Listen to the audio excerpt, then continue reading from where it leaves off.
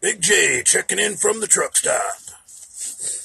Boy, I found a cozy little place to park for the night. It's so fucking dark here. I like it. MAGA. How do we get invited to the group chat, Jay? You don't. I deleted it today. Too many leakers in the group chat. It's been deleted.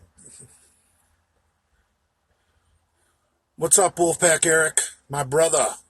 My Haitian.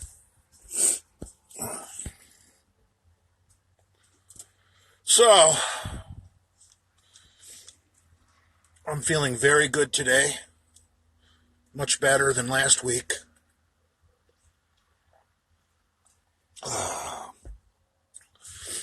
So, I suppose you guys have seen the fake bullshit that Bradstone Labs put out. And that must have been posted. I'm just driving down the road, minding my own business.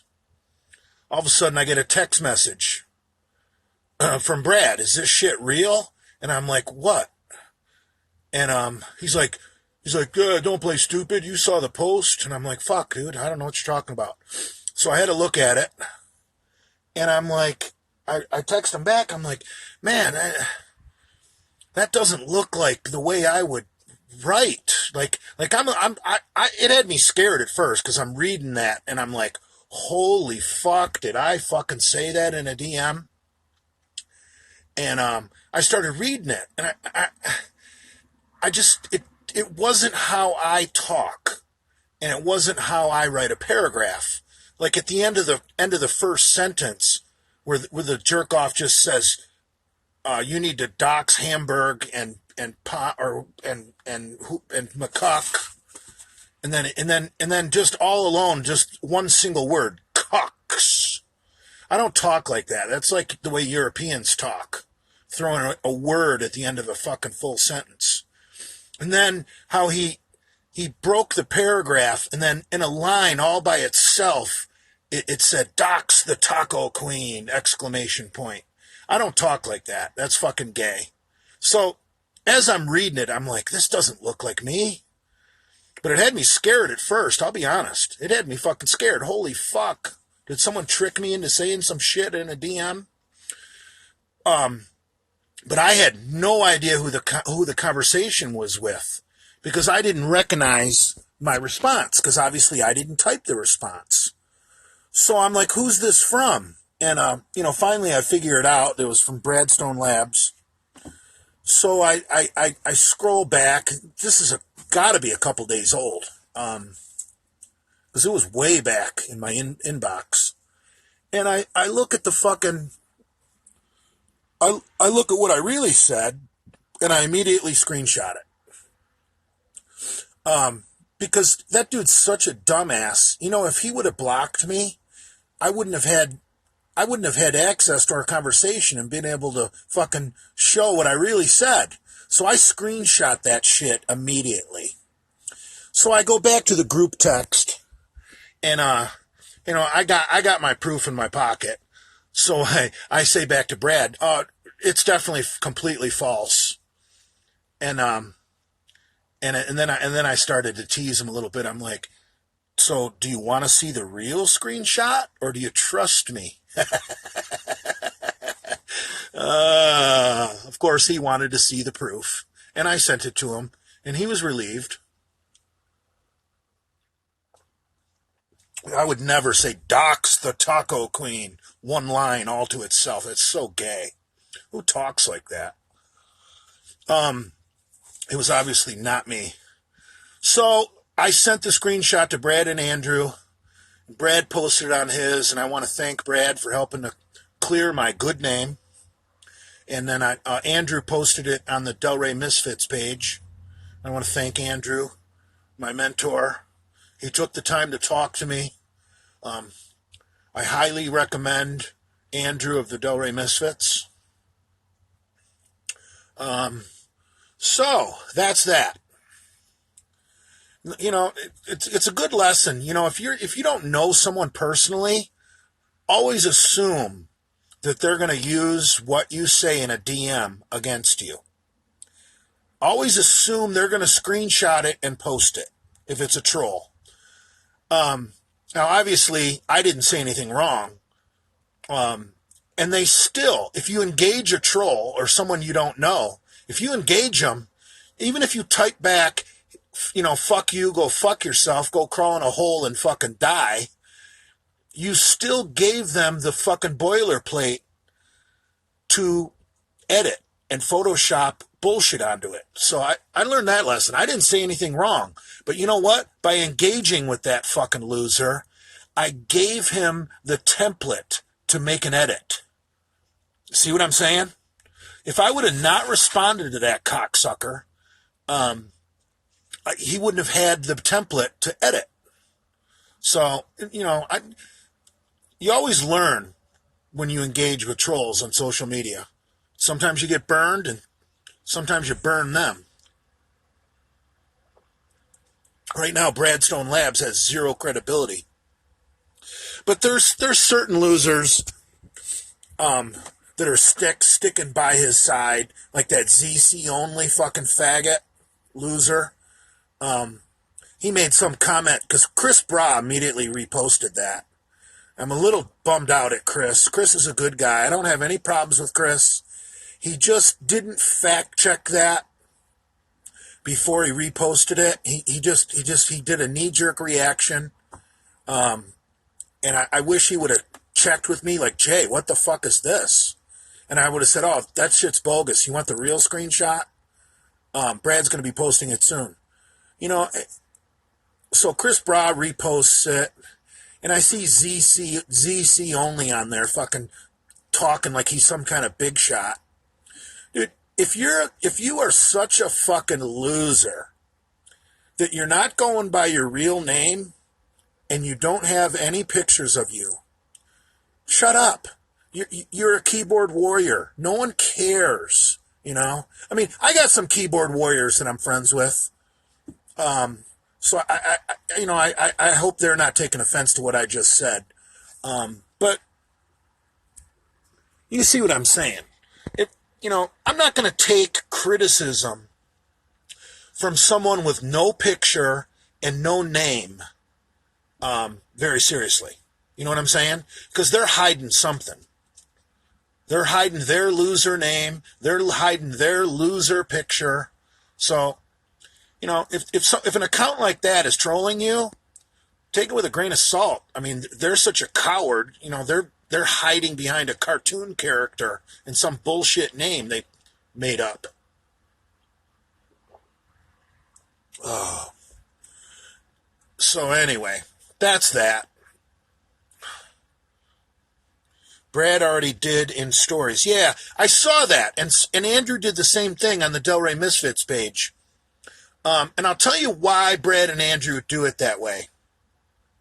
That way, you guys can't engage each other in the comments. See, Brad loves posting stories, because then you assholes can't comment. He takes that power away from you guys. He puts out what he wants you guys to see, but he's not going to let you guys talk about it amongst yourselves unless you go to Reddit or somewhere else where homosexuals congregate. Brad's slick like that.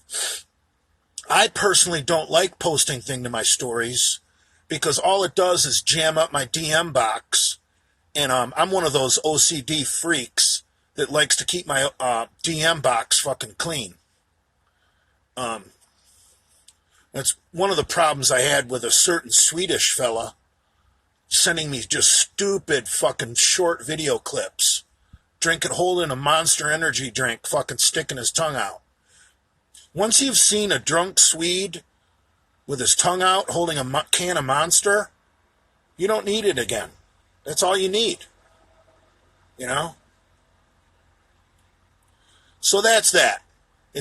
Andrew put it in the story, probably to protect me, because he doesn't want you, not you guys. Most of you guys are good, from what I can tell. He doesn't want the evil trolls running their mouth in the comment section.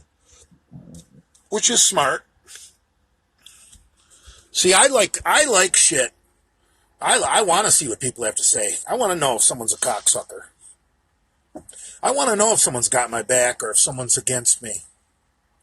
You know, I'm a very polarizing figure. You're either behind Jay 100% or you hate my guts. And I really don't blame you. Okay? I'm a lot like Trump, except I don't have billions of dollars or a hot wife. But other than that, we're both fucking dickheads. We're both bullies. So you either love us or you hate us. And that's my cross to bear. I don't give a fuck. So anyway, do we have anything good to talk about today? I'd like to kind of switch gears in these lives and maybe talk about something that's somewhat positive.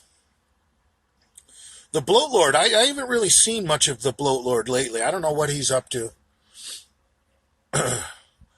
He started out being a Jay hater. You know what? The Bloat Lord is kind of like Winnie the Pooh. You just got to give him a jar of honey and let him go be by himself. I don't mind the Bloat Lord. See, some of you guys that make fun of me, I really think it's fucking hysterical. As long as you keep it classy. You know? I mean, fuck.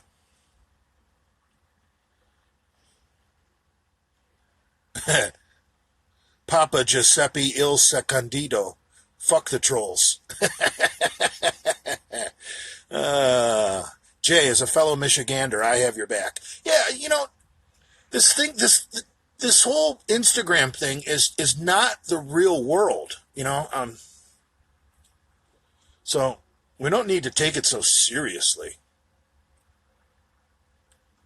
Like, you know, like there's people out there just spamming the fuck out of me with the video of PJ stroking his dick. Do you think I'm going to change my opinion of PJ because someone leaked a fucking video of him stroking his cock?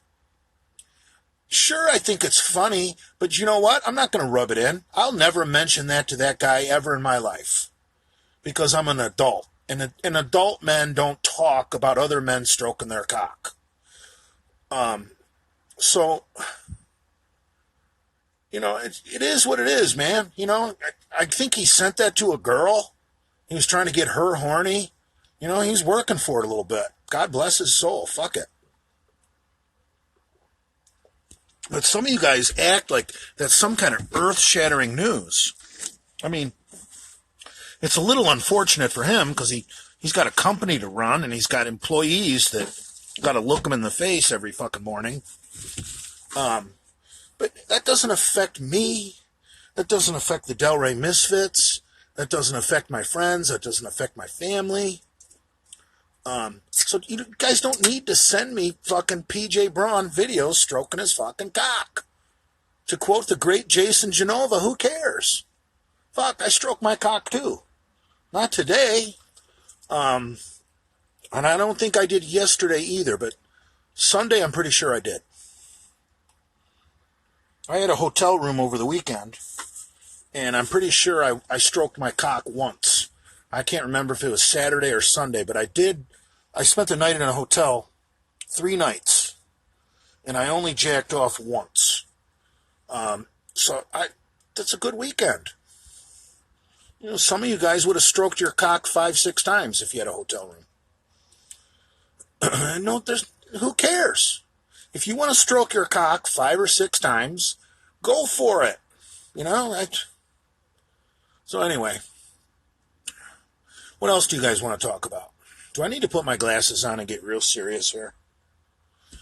I think you guys like the glasses. I think you guys like everything about me. I think you guys would suck my cock. Where are my glasses?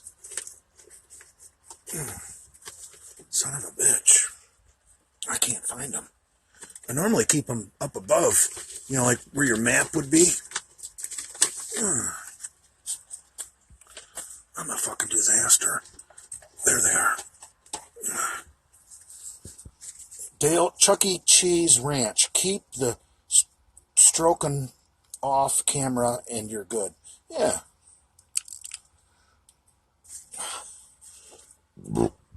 I don't send dick pics. Mainly because my gut's so big. If my gut was flat and I could actually get a real good picture of my cock, I might send someone a dick pic. Jesus Christ, who cares? All right, Dane Valdon. I've seen your name a million times, and I've never tried to pronounce it. I just kind of look at it. Dane Valdon. Big J, I keep straining my pecs trying to bench heavy. What should I do? It's really getting old. Well, what do you mean by heavy, bro? Are you lifting like 80% for 8 reps? Are you lifting 90% for 4 reps? Like, heavy is relative to your rep range. Because I can do it single, and it might not be heavy. Or I can do fucking 15 reps, and it's heavy as fuck. So just don't say heavy. I hate that word. Tell me, if you're doing a set of 10 at 77.5%, that's a maximal effort set. If you're doing a set of 8 at 80%, that's maximal effort. Yeah, you might strain a pec. And if you think 80% is fucking heavy, you can go fuck yourself. Oh, like a top set of 2, 3, 4. Well, what are you doing before that? Are you maybe over pumped? Because that's low reps. That's real heavy. 2 reps is like 95%.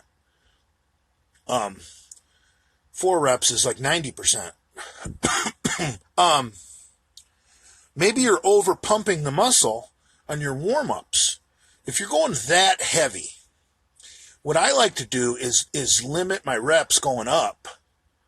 And then if I'm going to do a heavy fucking triple, let's say I'm going to attempt a triple with 92.5% of my 1 rep maximum.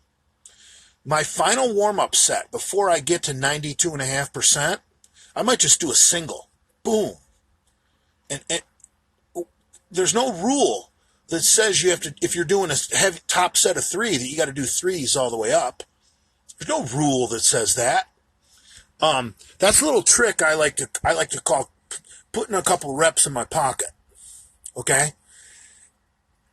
If my final set, before I go with my heavy triple at 92.5%, let's say I'm gonna do a set with 85%. Just to get some decent weight in my hands before I do the heavy triple. I might just do that for 1. And then the way I look at it, I got 2 reps in my pocket. Because conventional wisdom, I should have done 3, right? Because I'm gonna go up in weight and do a set of 3. But if I cheat and just do 85% on my way up for 1, I kept 2 reps in my pocket. I got 2 reps I can use later in the workout. Try that little trick, see if that helps. Keep a couple reps in your pocket.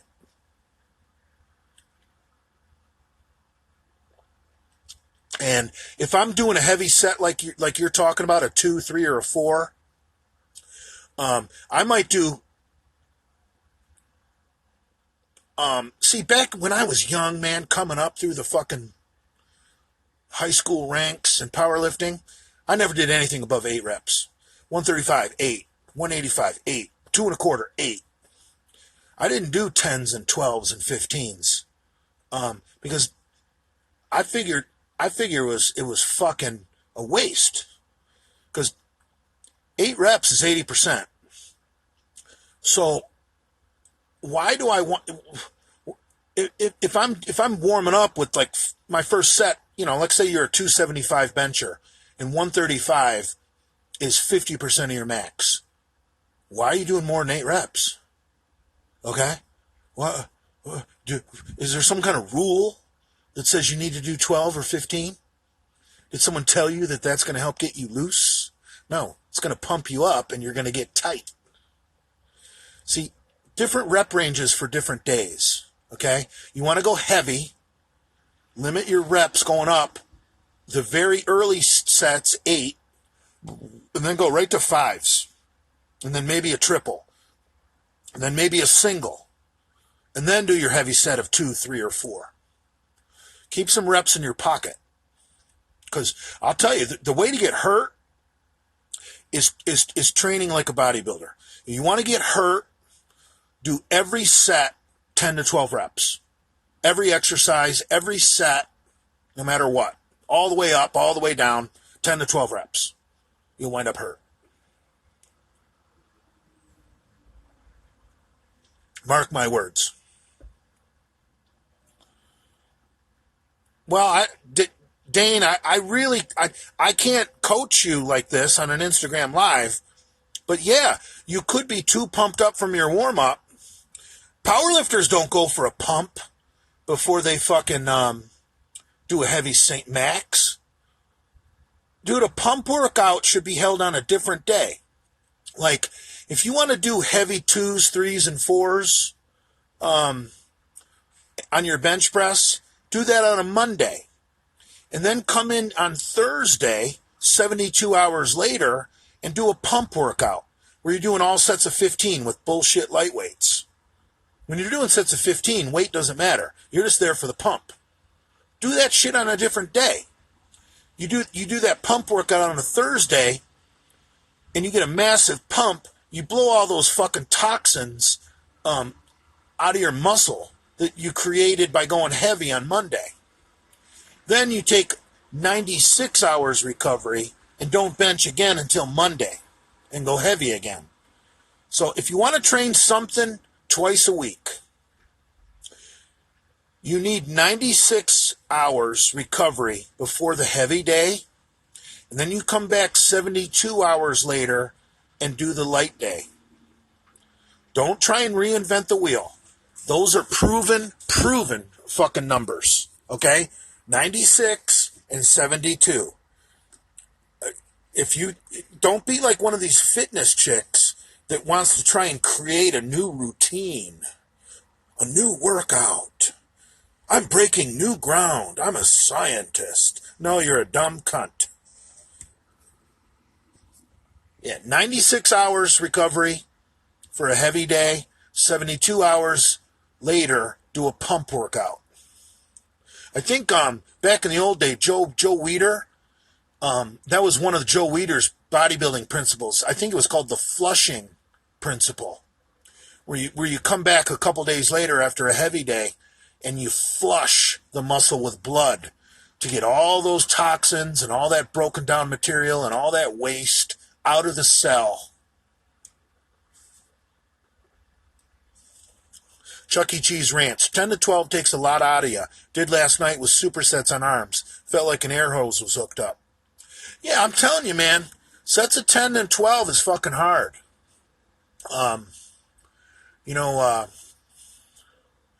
Jay Cutler swears by 12s. Phil Heath swears by 12s. But I don't, that hurts, man. Now, when you see these big motherfucking bodybuilders, and they got wraps on their wrists and they're wearing elbow sleeves. That's what happens. They look like Nate, basically. That's what happens when you train 10 to 12 on everything every day. You're just going to be fried. I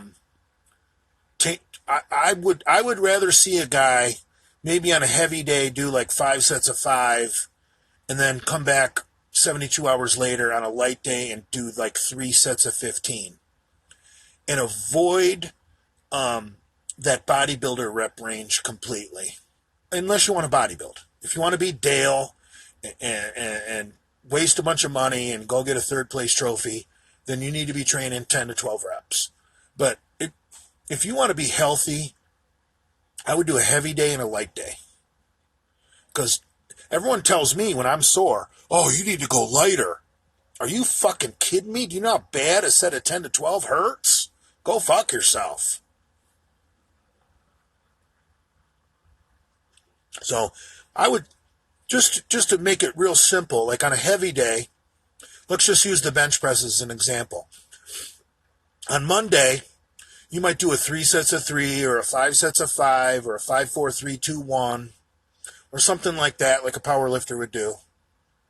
Then 72 hours later on a Thursday, come in and just use real light weights and do sets of 15 and get a monster pump, and you're probably still going to be sore.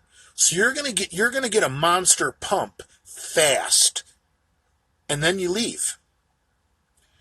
That's the beauty of training twice a week. That second workout, that second chest workout, if you're there more than 45 minutes, you're a fucking moron. Because once you blow that muscle up with fresh blood that's loaded with nutrients and drugs, if you're on drugs, get out of there. What are you still doing there? You trying to train your pump away? That's fucking retarded. You want to be hitting the Waffle House with your pump. You don't want to be in the gym with your pump. Okay? Knee and wrist wraps. Fashion statement by Nate. That's funny. Oh. I remember the first time I ever saw Nate in my life was that day he was squatting with wrist wraps. And Lenny was just brutal on him. And, I used to powerlift when I was a kid. So I understand using wrist wraps on a heavy squat if you're a powerlifter. I get it. But there's Nate, squatting 275 with fucking wrist wraps. Get the fuck out of here. Chuck E. Cheese Ranch, heavy/light day is good method. Yeah. That's the way everybody used to train back in Franco and Arnold's day. They trained 6 days a week, and no matter what split they were on, they were basically 3 on, 1 off. Back in the day, gyms weren't open on a Sunday. So guys would do a 3-day routine, and they would do it twice. 3 on, 1 off. And the only way that routine works is to go heavy light. And then that fell out of favor. I think Lee Haney probably still did things twice a week. Who dethroned Haney? The British dude, Dorian Yates. Yates only trained shit once a week. Period. But I've said it once, I'll say it again, and if I have to say it 1 million more times, you're no Dorian Yates. Okay?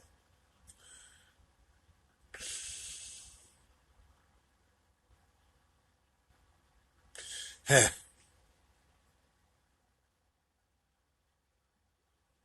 Big Lenny is awesome. I can't wait to see Big Lenny. Oh. I want to have a slumber party over at Andrew's with Big Lenny. Oh. Except that would put me on the couch. I could get an air mattress. Imagine Andrew trying to sleep with Big Lenny in the guest bedroom, fucking sleep apnea flaring up like a motherfucker. Just making all sorts of noise. Dying 10 times a night. What tricep movements would you recommend to improve the bench other than close grip? There's basically 3 angles to train the triceps. Because there's 3 heads to the triceps. That's why they call it the triceps. Now, for strength, the most useless tricep exercise is the standing overhead tricep curl. Some people call it a French curl. I don't care what you call it. That's good for stretching the tricep and for building mass, but it's basically useless for strength. But I'll get back to that exercise in a second, because there is a way to use that exercise effectively. The second range of motion would be what a lot of people call the skull crusher, or the lying tricep curl, lying tricep extension, but everyone calls them skull crushers. And if you don't know what that is, you're a moron and get the fuck out of here. And then the other angle, the third angle, is the tricep, cable tricep pushdown. Okay? Which hits the outer head, which is basically a bodybuilding move. Pretty useless for strength. But I'm not saying don't do them, because I'll tell you what, if you've got elbow pain and you're a power lifter, sometimes that elbow pain is because your triceps are not balanced, and you might need to build up that outer head a little bit to alleviate the pain. Yeah, Big J life hack right there. I got elbow pain. Oh, maybe I should do some rope triceps with a neutral grip and go light and really work that outer head to try and balance my tricep to alleviate pain. It's not going to help your strength. It might help you on a bodybuilding stage, but it's going to balance the tricep, because the most effective angle for bench press strength is the skull crusher, period. You want to bench press a lot, you need to be doing skull crushers. So, now I did a little experiment when I was, because you guys know I don't do much arms, except for the, now, if you're a guy dedicated to getting the big arms, I want you to do them in that order. I want you to do the standing overhead tricep curl or French press first to stretch the tricep and hit that upper inner head. Then I want you to do skull crusher second to hit that beefy part down by the elbow, the part that really helps your bench press. Then I want you to finish with some rope press downs and hit that outer head for the girls. Always do your triceps in that order, because that's the way the tricep is going to grow if you hit the heads in that sequence. I don't know the science behind it, but you're just going to have to trust me on it. So I took that knowledge and I applied it to my triceps when I was training for that powerlifting contest this fall. And I don't do any isolation work for my triceps because I get elbow pain pretty quick. And I do close grips almost every single bench press day. Always have, always will. So my triceps are fine. You'll never see Big J struggle with a lockout. But I figured, shit, I'm going for a heavy single. You know, I'm living with my mom. I'm a homeless trucker. All I'm doing is eating, sleeping, and training. I can do a couple sets of triceps. What the fuck? So I did an experiment. And I did a 3-week wave. Week 1, I did the standing overhead tricep curl, the French press. Okay? That's all I did for tricep. At the end of my bench press routine, I did one isolation move for triceps, and I did the French press. Okay? The second week of my 3-week wave, I did a couple sets of skull crushers. Okay? Third week of my wave, at the end of my bench press workout, I did some rope pushdowns. And I'm telling you what, that 3-week wave was fucking killer. Dale Graham, I'm going to pretend you didn't fucking just ask me that. What about a strict kickback? I'm going to block you, motherfucker. That's a fucking fitness whore fucking exercise, you goddamn son of a bitch. No, but that's pretty good for building a horseshoe, actually. If you want to sculpt your tricep, yeah, a strict kickback with a light dumbbell where you can squeeze it and hold it to the top. Yeah, but people that want to do that aren't usually fans of Big J. That's like, well, I really want to build my anus so that I can hold onto a cock. Yeah, I mean, it's the same theory. But I'm telling you what, if you guys want to try my 3-week wave for tricep development, week 1, do the standing overhead tricep curl. Week 2, do the skull crushers. Week 3, do rope press downs. Or you can do them with a lat bar. It doesn't matter. I think if you're going to do cable pushdowns, you might as well use the rope to get in a neutral grip, because you're going to use more of that outer head. And the only reason you're doing that gay fucking exercise is to hit the outer head. So why not hit the outer head more? I don't know. Plus, I think when you do push downs with a lat bar, you really can bully a lot of weight, and that just increases your elbow pain. So what good is that? Our goal here is to decrease elbow pain. Donkey Kong Fitness, call me Professor J. Dude, I've been lifting a long, long time. My mother got me a bench and a 110-pound weight set for Christmas of 1982. I was an 8th grader, and I got weights for Christmas. Christmas of 82, and I was a distance runner back then. Baker Middle School, I still have the 2-mile school record. As an 8th grader, you guys can Google this, I swear to fucking God. Troy, Michigan, Baker Middle School. Big J has the 2-mile run school record. I ran a 10:59. I broke 11 minutes in the 2-mile run.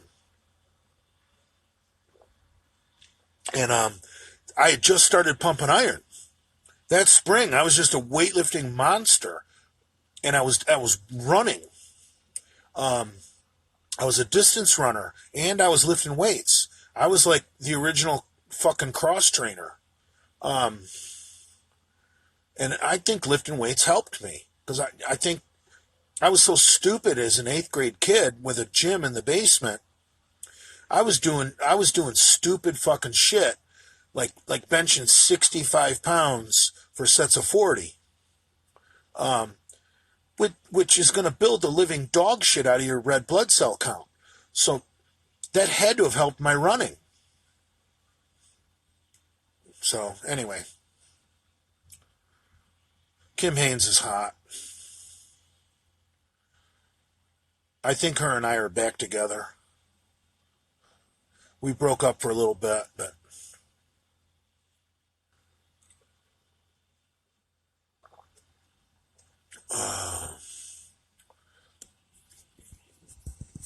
yeah.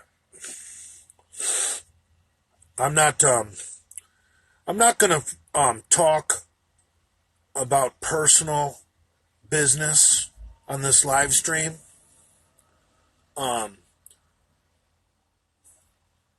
But I'm gonna put it out there for all of you guys and ladies and sex goddesses like Kim. Adam McLeod called me today, and him and I chatted, and him and I are on the same page now, and I'm man enough to admit that I apologized to him. And Adam is a nice enough fella that I think he accepted my apology. So, and that's all I'm going to say about it. We're on the same page. And if you want to know any more, you're not going to get it out of me. Because when it comes to the Delray Misfits,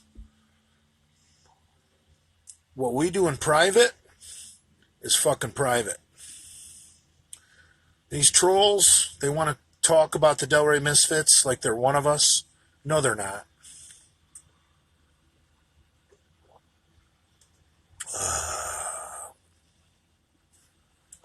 I had a real good chat with Andrew today. Andrew is you know, this may shock you guys. I don't have a lot of people I'm close with in Delray because, I'm a Michigan boy. Andrew is probably my best friend in Delray.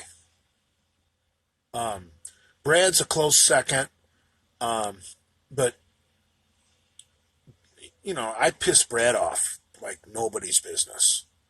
I think Brad is pissed off at me half the time, whereas I don't usually piss off Andrew. And Lenny, Lenny, remember when Lenny wanted to fight me? How stupid was that? I love Lenny to death. If Lenny got bit on the dick by a rattlesnake, I would suck out the venom. I love Lenny to death. I would have never met Brad or Andrew without Lenny. You guys wouldn't know me today if it wasn't for Lenny, because Lenny's the one who got me to come in the morning and meet Andrew and start filming.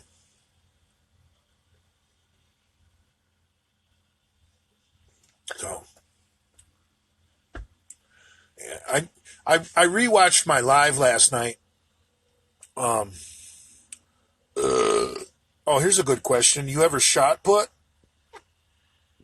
Yeah, I went to Eastern Michigan University. I used to be the school record holder. I was all conference in a Division I school. I was a fucking stud in the shot put. That's one reason I really didn't get big like a lot of the pro bodybuilders in my era, because I was doing sports in school and was eligible for random drug testing.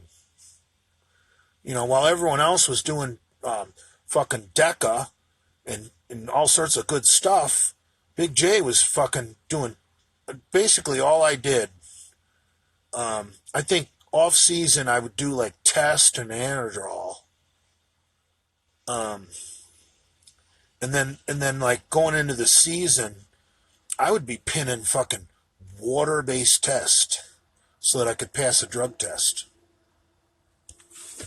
Yeah, I guess it was worth it. I mean, I wound up getting a partial scholarship. I mean, I was good. But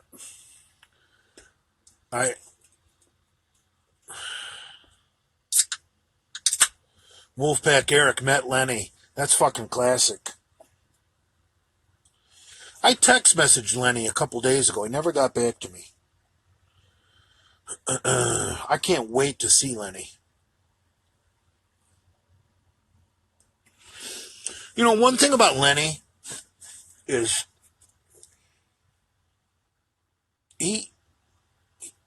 Lenny does not get involved in the bullshit. Lenny, like I'm a polarizing figure, and I know a lot of people hate me. Hold on, Papa Giuseppe. I'd love to answer that question. Let me finish this. I know a lot of people hate me because I'm a polarizing figure and I'm a dickhead, and it's just it's just the way I was born. Lenny, on the other hand, Lenny will always say something positive when he sees someone. Like when he sees Jason, oh Jason, look at those calves, or man, you're looking good, Jason. And Lenny's not trolling. And he does the same thing to fucking Nate. Oh, Nate, I'm good to see you're putting on some of that, quality muscle again. Lenny's not trolling. Okay? Lenny is a genuine, kind human being. And that's just like a gene I think I missed out on. So I like it in other people. I envy Lenny for that.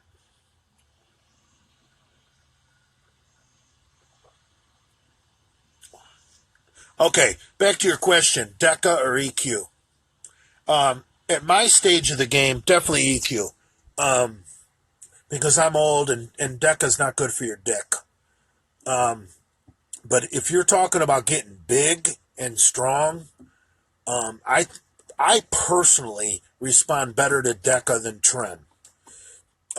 You'll hear a lot of these guys talk about Tren like it's like no other. Obviously, they're not doing DECA properly. DECA and Tren are both NOR19 derivatives.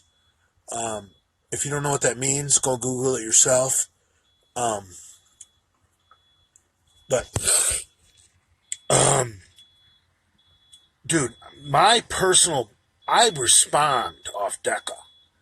When I do DECA, my joint pain goes away, and I start putting on mass and gaining strength like nobody's business. And Tren, I don't feel that way on Tren. Definitely not with the joints. And everyone talks about what a great muscle builder Tren is. I don't know. Maybe it's because I'm so old, and my body's not going to put on muscle. I just don't respond to Tren. I mean, I get stronger, but not like everybody talks about. Tren just doesn't work that way for me. But that could be age, or how big I am. I mean, for crying out loud, I'm 315 pounds and I'm going to be 51 years old and I bench press 500 pounds. No steroid's going to put more muscle on me at this stage of the game. But DECA, man, just makes me feel like $1 million fucking dollars. Until about week 6 when I start jerking off with a limp doodle. I'll tell you what I do with a 10cc bottle of DECA. Nandrolone decanate is a long-acting ester. So you don't need it. It's going to be in your system for a while after your last shot. So what I do with DECA, because I don't want to be on DECA long, if I get a 10cc vial of DECA, I'll do 2 cc's a week for 5 weeks. And you're like, well, Jay, shouldn't you be on a drug for a 6-week cycle to get the best of it? Trust me, you do 5 DECA shots, you're on DECA for more than 6 weeks. Trust me. And you get off the DECA, if you only do 5 shots of DECA, you get off it before it affects the doodle too much.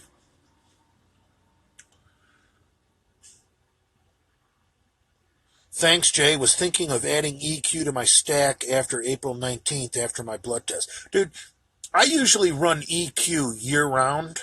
Like, when I go off-cycle, and I'm doing what, some people call TRT, I still do a cc of EQ a week. And my main reason is test-only cycles, which technically TRT is a test-only cycle, are horrible for your collagen. And EQ is a great collagen builder.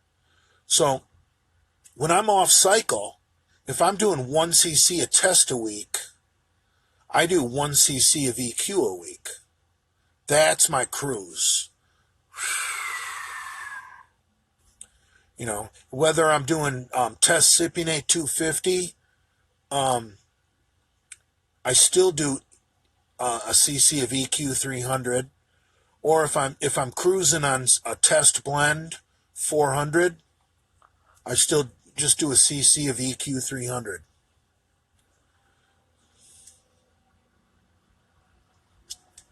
I don't see a reason to ever go off EQ.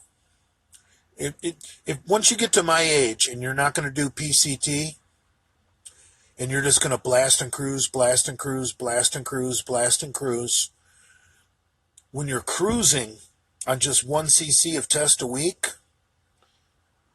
continue to do the 1 cc of EQ, because you need that anabolic in you so that you... Upcoming violation, 14-hour workday limit, 11-hour driving limit. I've been driving all this time? Oh my God. I think I forgot to go off duty when I parked. So anyway, I forget where we were at. We were talking about, I just had to go off duty. I got to take a leak now. So, yeah, EQ, if you're old like me, never go off it. Now, I did go off EQ a few weeks back, and I went off for a very, very good reason. That's because a good friend of mine scored me some real Turkish primobolan in the 100 milligram ampules. So I went off the I went off the EQ because I really, getting primo is like, you don't know when you're ever going to get primo again. So every time you get primo, treat it like your last cycle. So I went off the EQ to try and make as many androgen receptors as possible available for the EQ. And honestly, I'm very disappointed in primobolan. EQ is so much cheaper, and you can afford to do so much more. I just don't know why people rave about primobolan. I don't know if it's in my brain. I almost feel like the night I do a primobolan shot, I get a headache. And I know primobolan is much more androgenic than EQ. And if I want more androgens, I'll just do more test. So I don't really want an anabolic. The anabolic I'm stocking with my test, I don't want it. At my age and my stage in the game, I don't want something real androgenic like Tren. I'm going to do Tren. I have Tren. I own Tren. I got 20 cc's of Tren 200 an arm's reach away from me in my shoebox. And I'm going to run it. But that's just, it doesn't feel right. I'm to the point now where, at my age, if I can go into a gym anywhere in the country while I'm trucking and get a couple reps of 405, people treat me like I'm a fucking hero. So I don't really give a fuck about being some kind of monster. Russ Polk, any experience with trend cough? No, not really. I'll tell you what, I can get a cough from almost any injection. If you start to really, really pay attention after your injections, you'll notice you do cough some. It's just trend coughs are so fucking horrible. And thank God I don't get them too bad. Dude, I read a review one time where a guy said his wife really enjoyed him coming on her face. And he said after he was on trend for a few weeks, he gave his wife a facial, and he said she went running and screaming to the bathroom to rinse off her face with cold water, calling him a fucking cocksucker the whole time. You're burning my face, you motherfucker. And I've had a woman make comment to the taste of my semen on trend that, that shit tastes nasty. Tren is a foul product. Tren gets processed through your kidneys, not your liver, just like Anavar. Everyone thinks Anavar is so fucking safe. It actually is. But pay attention to your kidneys when you cycle Anavar. Okay? That's the thing people don't tell you, is Anavar goes through your kidneys.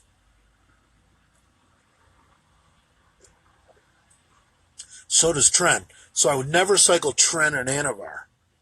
And look how many people cut for a show on Tren and Anavar. Yeah. Toxic kidney destruction. But I'm just a stupid truck driver. I'm so stupid. I'm starting to learn that the stack is like anybody can do a bunch of roids. You can be a moron and just pin yourself with a bunch of gear. I think the ticket is learning science, and I mean, unless you're a pro bodybuilder, why not get real scientific about it and figure out the stack that works the best for you so that you don't have to do as much and you get less side effects. Bing, bing, bing, bing, bing, bing, bing, bing, bing. Make sense? Like, I like T-ball, Turinabol. I basically kick-started this Primobolan cycle with Anavar. And I know some of you might be salivating at the mouth right now. Oh my God, Jay did Primobolan and he kick-started it with Anavar. Yeah, it's a designer drug cycle. Looks real sexy on paper, but it didn't do shit.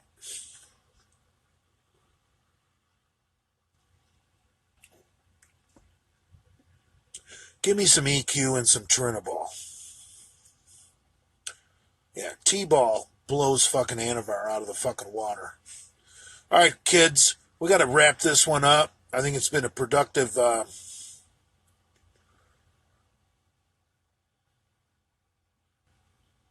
Anybody got anything to add?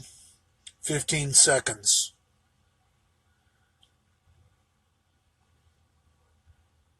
I want to go live on my other account. I think I'm still banned.